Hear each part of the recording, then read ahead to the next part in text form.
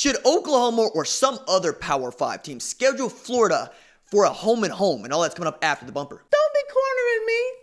Hold up. Time. You gotta help me with that corner shit.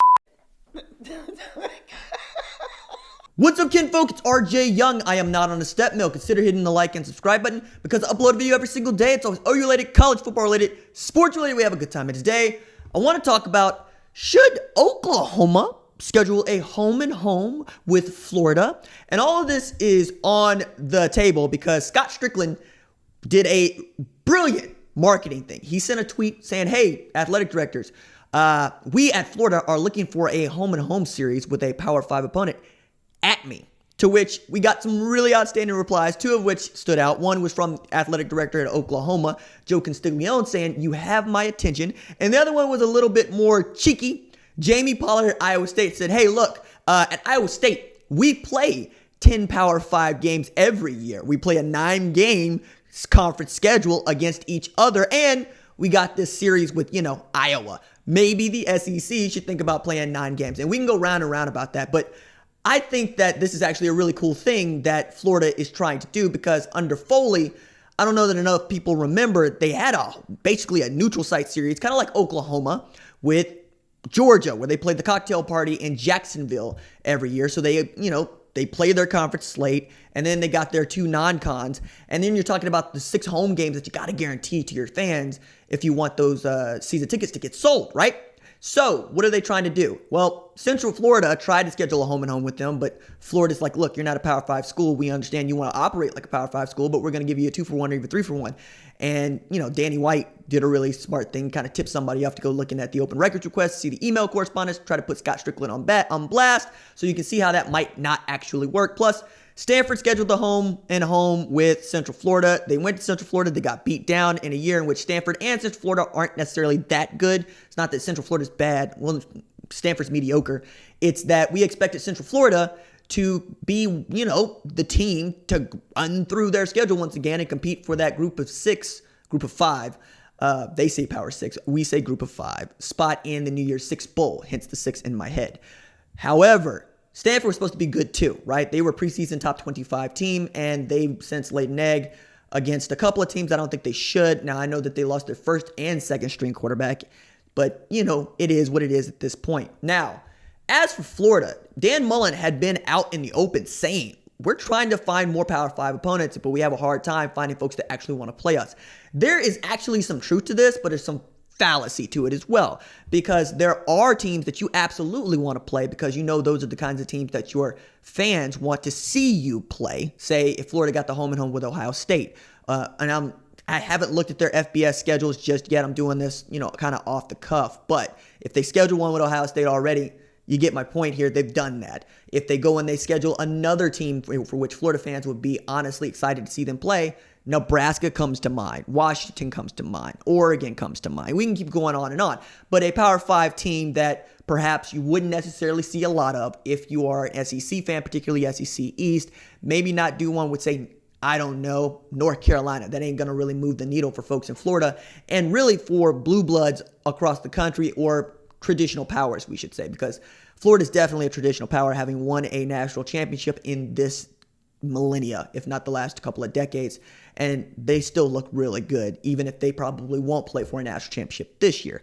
Now, I think Joe Castiglione scheduling Florida would actually be really, really cool, specifically because, one, they tried to do it with LSU. LSU backed out of the agreement with Oklahoma. They end up scheduling Texas, and Texas gets all the points for scheduling LSU, even as LSU was like, we'd much rather do a home and home with Texas. One, because it's closer to home base, right? So recruiting. And two, because, Oklahoma's kind of been a juggernaut here of late, and we don't want them problems. We'd rather beat up on Texas. And I know that Texas fans feel some kind of way about that, but you also have an opportunity to go and schedule Florida if you want to. And there's some shade you could throw in there. I mean, Will Muschamp coached at both places, and now he's the kind of dude that people run from across the field to throw their unsportsmanlike conduct penalty, but that's what it is. I think that some of this is showmanship, and I'm all for showmanship in college football because it's one of the things that we have left to give in the sport. I know that pageantry is a big part of it. Tradition is a big part of it for a lot of people. But for me, it is the unskilled labor that I still think should be paid like skilled labor, but that's a different upload. doing some stuff. And some of this is just fascinating to watch because there are certainly some college football coaches that can never succeed as professional coaches and vice versa because the temperaments are just different, right? So for Florida, it has to make sense for them money-wise, and it has to make sense for them in the recruiting advantage. And do their fans want to see it? Will they be able to sell a lot of tickets for that game, and not just for that game, but over the course of the season?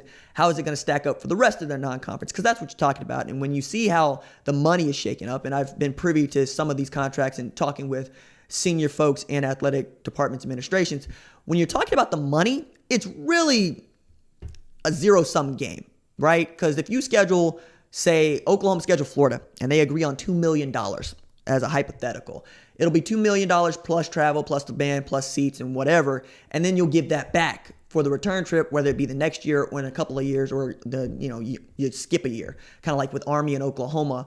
Army is obviously going to get a little bit more coin because they're not necessarily a power, but they are an important program, and one in which Oklahoma fans, myself included, are really excited about. That trip to West Point is something I got circled on the calendar. I'm going to try to make work, but I was so excited about Army traveling to Norman because traditionally Army is that school. I mean, 1945 national championship team is consistently cited as if not the best team of all time, one of two or three all time. Mr. Inside, Mr. Outside, and we all know how much we root for the Black Knights and really the service academies because they represent something more than college football. They represent us abroad, what we're about, the best of us. It is difficult to get into those schools, and quite frankly, football ain't at the top of their priority list. And there's some bad mamma jammas because they literally are preparing to go to war. You don't want them problems. But for Florida to go and schedule another Power 5 opponent, would they schedule an Iowa State? Absolutely not. That's why I think Jamie Pollard could be cheeky about it, and why I think Joe C is listening, because Iowa State is not in the same tier as a Florida. So when you're looking around and you're going, wow, who could Florida go get who they might traditionally not have an opportunity to play? Florida could look at Michigan because everybody knows that bowl game, they would love the opportunity to avenge that if, there's an opportunity to do it. Wisconsin also fits the bill. Penn State fits the bill. I'm stuck on Oklahoma because Oklahoma really operates like an SEC power and probably should be in the SEC, as it is just a juggernaut offensively and becoming pretty doggone good defensively. But, Tennessee went to Neyland, got a W. They came here, got a W. They're going to come back to Oklahoma in 2020 and we'll play that game. LSU tried to do it. They didn't want these problems. Nebraska, that's coming 2021, 2022. Oklahoma really does want to schedule good quality Power 5 opponents. Now, lately, there's been this rash of FCS scheduling to go along with this, but that's, as I understand it, to make the budget work and not because you're running from competition. However, show me the Power 5 school that is going to schedule 10 Power 5 games and only 10, or even schedule 11 or 12, right? And then you have my sword. I don't like Power 5 scheduling cupcakes. I kind of hate it. Even at Oklahoma, I'm going to ding you for South Dakota being on the schedule. Just like next year, I'm going to ding them for Missouri State being on the schedule. And that goes for LSU scheduling Northwestern State and on and on. Talk about Georgia and Murray State. We could talk about friggin' Clemson and Wofford and or Charlotte. Take your pick. But I think that the fact that Stricklin is looking for these games and that he's trying to put his money where his mouth is also speaks to what the fan base wants. His season ticket holders are saying, look, we understand that Jacksonville is a thing, kind of like I said, Oklahoma and Texas, with Dallas being a thing. But we demand you bring in some teams here not named Towson. We want to see you go toe-to-toe with somebody else with a fan base that we get to beat up on, that we get to lord over, or they get to lord over us, because that is what college football is about. Bring your best. There's only 12 games a season. We don't get to see each one, play each one. I want to see the best, play the best whenever possible. And you know what? If Florida does get this game scheduled in the sooner rather than the later, man, that's going to be a lot. But like Oklahoma's got Clemson scheduled for like 2025 or 2035 and 2036. Give me a break, man. Who knows what both of those programs are going to look like then, and I'm not going to reward you for having scheduled this game so far out. But if you're going to schedule one for next year or the year after, yes, absolutely, because we know where Florida is, even as they might fall off a cliff, or Oklahoma for that matter, might fall off a cliff, or Texas, or whomever. But I really love that this conversation is going on, and I love that it's going on during the season. All right, that is it for me. Doses.